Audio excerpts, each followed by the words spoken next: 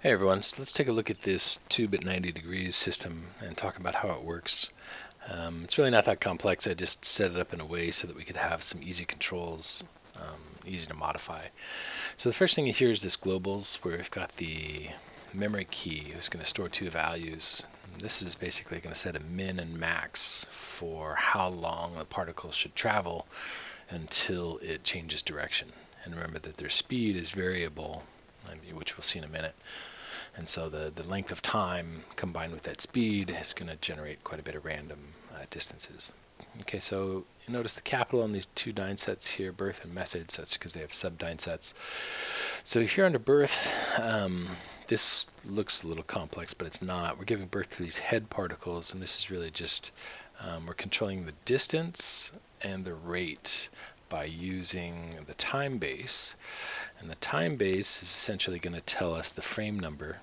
Frame number gets fed into these fade-ins. So this one says, and we also said, hey, what's our last emission frame? Just an easy single place to control it since it's going into two different value to values.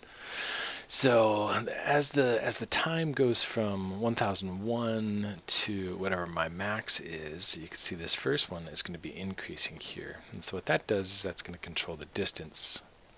And this distance, of course, because the position born is set to have a variation of 180 and an emission distance, you can see we started with 20, but this distance is overriding that.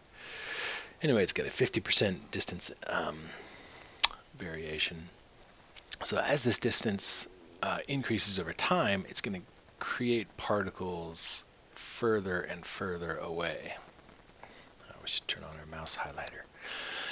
So that's what that does. And then of course also the time base, time base is going to get fed into, let's make sure edit on the fly is on. Great, we don't want it to update.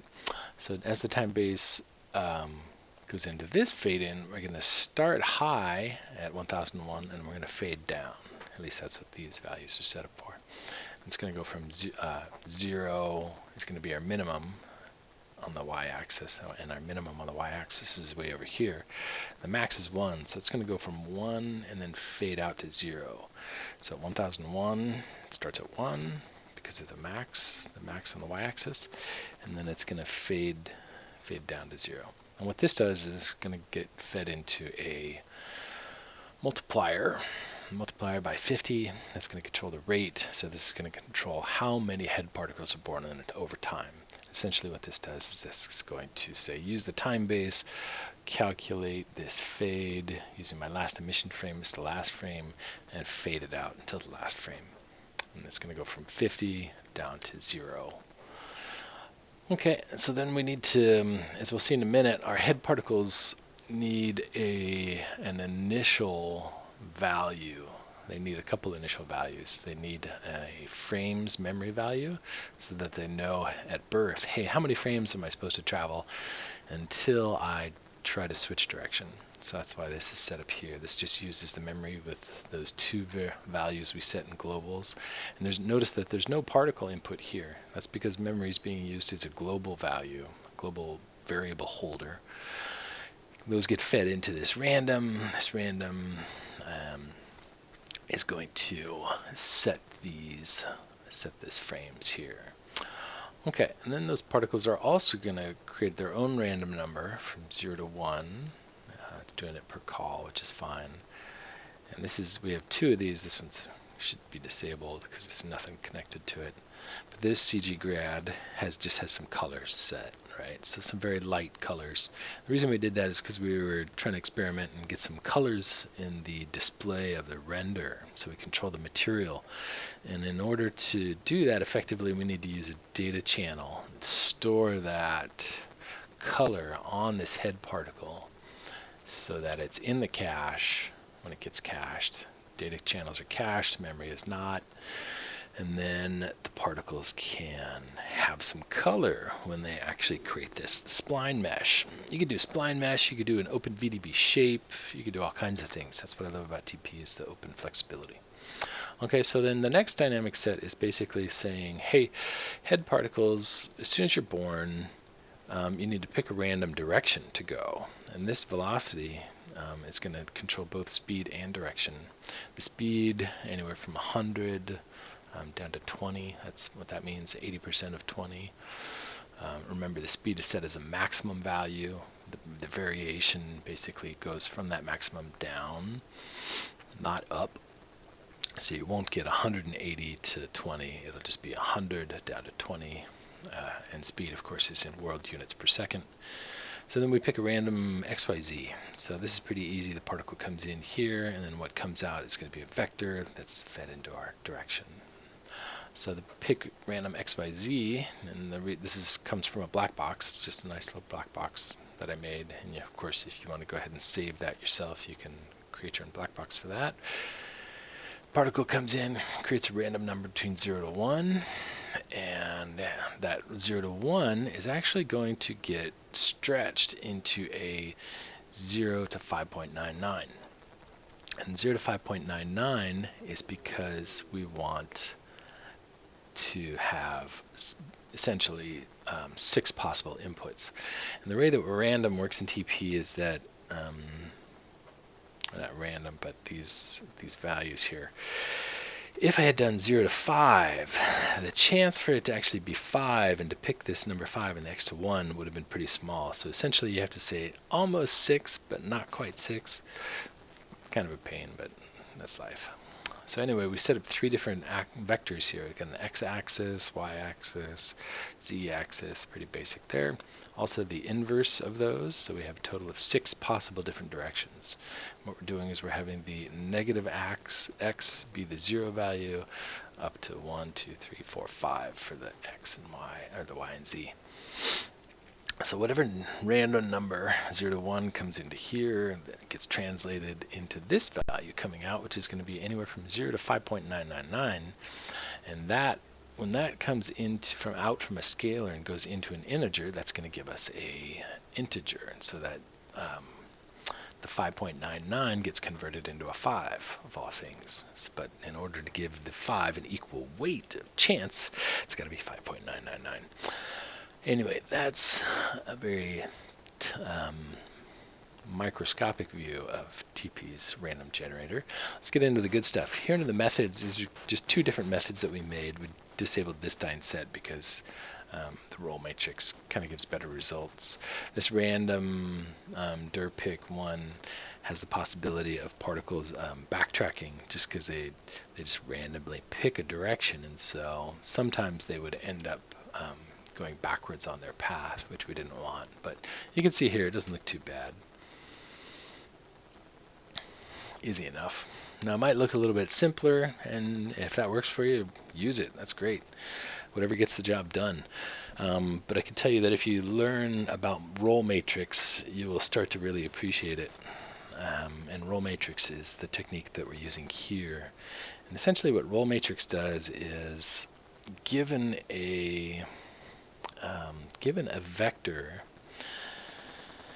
So let's do this. Let's bring up paint. Okay, so if we have a vector here going, let's say this is x direction, right? It's off to the right. So this is x, and then we have a roll matrix that uses, say, the y-axis, which would be going up in that direction. This is kind of looking at it from the front. Okay, and so we want to roll this x value around the y-axis by a certain amount. Okay, so in this case we're going to think of it in degrees, but it happens natively in radians, so we'll see how we convert that. But we want to take this vector and we want to roll it around some axis. You can roll it around the y-axis, you could roll it around the z-axis, in which case it would kind of, it would roll around that way. And so roll axis in this transform is very handy, and it's not difficult. And then you have to get into doing what's called a vector transform. Well, the roll matrix is going to create a matrix, which is, think of it as a world space grid, basically a box that's going to get rotated around a certain direction. And then whenever you have some other incoming vector, you just say, hey, take that vector and kind of rotate it by that box. That's essentially what it does. And then like that, this gives us a new vector for our new direction that it should turn. Let's look at what else is happening here. We're telling these head particles, the first thing that happens is we use an alignment. You can see that actually happens first here in the tree. Remember, the tree is evaluated not by the order we see in the work area, but here by the evaluation in the tree. So the head alignment is always going to be set in the direction of travel. So the Z part of the particle is pointing in the direction it's going. We didn't end up using that a whole lot, but it's important to know that. So at birth, we're going to take that frames value that we generated for ourselves here in, we're going to get our frames, and we're going to start a timer. So at birth, we start a timer. Remember, it's between 4 and 8 frames. And when that timer gets reached, and we're set to loop here, when that timer gets reached, a couple things are going to happen. We're going to pick a new number using the min-max values. We're going to generate ourselves a new random value, so it's not always the same distance. You could make it the same distance, but we just chose not to in this case. And then we set that into the frames value again. And so that the next time after this loop, well, this won't actually fire here, but let's see. Yeah, well, the loop's going to come in because it gets started at birth, but this egg timer, because it's in loop, keeps on looping. And so once I reach that first frames is reached, I pick a new frames value, and then this new frames value is being fed in here until it gets reached, and then I pick a new one and a new one over and over. So that's why they just keep turning and turning. And the other thing that happens when it finishes that timer is it will activate a new speed and direction. And we're replacing whatever was happening before. And this is going to tell it to change direction right there. Change direction and speed. So here we've got a random. It's going to give it a new speed. And then the other thing it's going to do is do this nice little calculation here. So let's walk through this, okay? So first, let's take a look. The velocity comes into a normalize. And basically what that does is say, hey, give us the direction. You can see because this is going to control the direction part of this function. The other thing that we do is we pick a random x, y, z, but technically in this case this should be called just xy direction, xy axis direction, because you can see here inside, let's alt-click to go in here. What we do is we, again, have a random that creates between 0 and 3.99 so that it covers all 4 possible inputs, 0 to 4. And then we're only going to pick between the x positive, x negative, y positive, y negative. So this is going to generate either a x positive, x negative, y positive, and y negative. And that is going to be our roll matrix. And that, remember, that's going to be in world space. There's some other things you could do to the system, like make that based on the alignment of the head particle, which is why we originally had that, but we chose not to. A lot of options. So once we have that random direction, and remember here in our, you can take a look down here at our world axis, right? So it's going to generate a new direction for us to turn. Either it's going to rotate our current, whatever direction we're currently heading, it's going to rotate it around X or Y. And actually, if you strip this stuff out and you test it in a simple file, that's how I kind of learned how to do it. Highly recommend that. We should make a little video about that too. Anyway, so that's how it creates a new frame count for how long should I travel, and then how should I change my both speed and direction. Okay, next we get into the trail part. The trail is pretty simple. The head particles are creating trail particles using a certain rasterized distance. Those trail particles also get the data channel for my color. That's important because they contribute to the mesh that's created with the spline that we'll see here in a minute. The spline init is part of that, where these trail particles get added to the spline. So we're creating splines as we go. We gave these trail-borne particles some lifespan. We changed it super high values so that it always stay on, but you can reduce that maybe to like 1 second so that as the head particle travels, the trail stays alive for a little while, but then kind of disappears, kind of makes it look like snakes running around. Okay, and then the other thing is that we set this DC1 my parent. And the reason that we do that is because after some testing, we were like, well, when we cache this, we want to change the colors for these particles so that we can control the materials after we cache. And if we tell everybody to pick a new random color, well, then the mesh is going to be all jumbled, right? Or it's not going to work how we think it does, which is not fun. So how about we set it so that the head particles and the trail particles, they maintain that relationship. And they do that because the trail-borne particles remember which head they came from.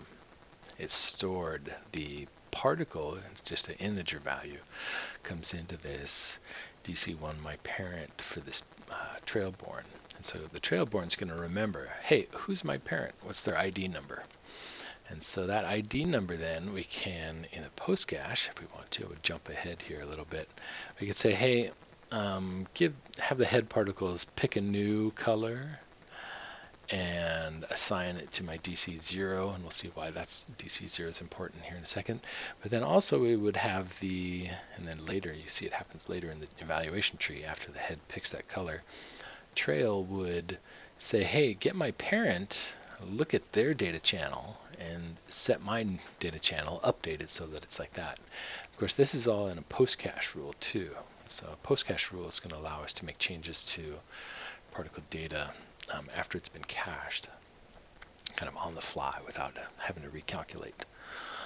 Anyway, so that's the trail stuff.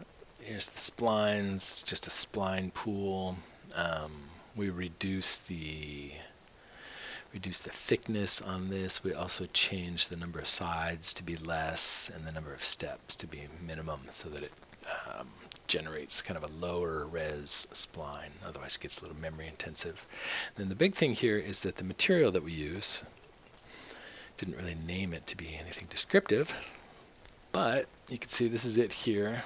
And remember, these little triangle on the corner of the box tell you that this material is used.